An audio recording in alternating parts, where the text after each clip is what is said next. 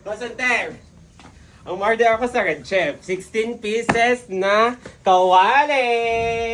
Let's go! Alam mo ha? Guys, dahil nga, mahilig magluto ako. Alam niyo guys, siniluto kong tinola, umabot ng 1 hour.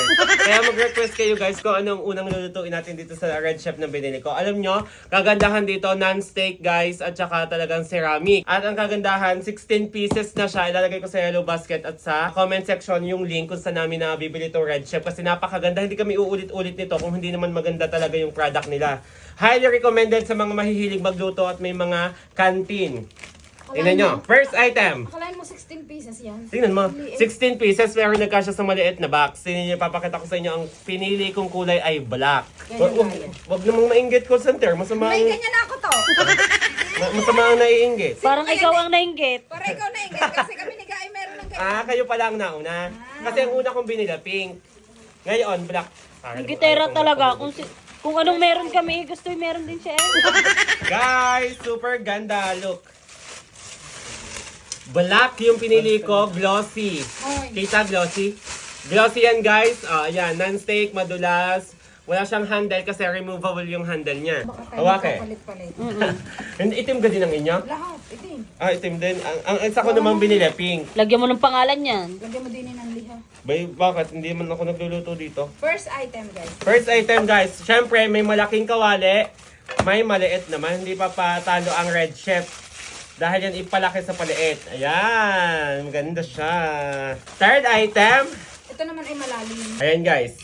Tatlo na guys. Tatlo. 16 pieces tong in-order ko. And meron siyang pwedeng lutuan ng sabaw. Wait. Wow! Ano guys? Ano pang hinihintay nyo? Nasa yellow basket sa mga mahihilig dyan magluto. May canteen. Bagay na bagay to sa inyo. Ayan. Fourth item. Yeah. Kung may maliit. May malaki. Look. Ang dami guys. Hindi na kami maghihiraman kasi ang dami. 16 pieces. Kailangan masarap ang lulutuin mo din. Bibigyan mo. Mag-request kayo guys ng unang lulutuin natin sa Red Chef na black. Ay, ito pala yung ano niya guys. Meron din siya kasamang sandok. Pansandok sa sabaw at ayan, Prito. prito. Ganda no. Hawake, bunso. Patay si Bunso. Kagandahan dyan, may takip din siya nakasama. Ayan. Papakita ko sa inyo kung gaano kaganda ang quality. Ano Yeah. ibang nilaga? Ano ga? Kaya dapat nilaga ang dito. May takip na din yun, yung dalawang ano, yung sabawan. Itakip mo, ipakita mo. Ayan guys, dalawang takip at saka ito. Pwedeng serving ng mga foods. Ayan. Pagkaluto ng sabaw or ng inyong mga ulam, pwede yung takpan, ilagay sa ref. Ayan, oh. May takip siya, dalawa. Constanter. Next, may kasama na nga din pala siyang patungan.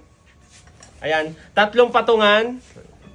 Di ba? Yung takip na malaki, baka sabihin nyo, walang hawakan. Siyempre, ilalagay pa lang. Ilalagay natin siyempre yung hawakan yan. Ito yung hawakan dito. Ayan. Ayan guys, removable yung handle niya. At Dalawa. Dalawa na din siya. Ayan. Kunin yung kawali at i-demo natin kung paano ito gamitin. Dalawa, kunwari, hindi nyo kaya. Ay, magluluto ako.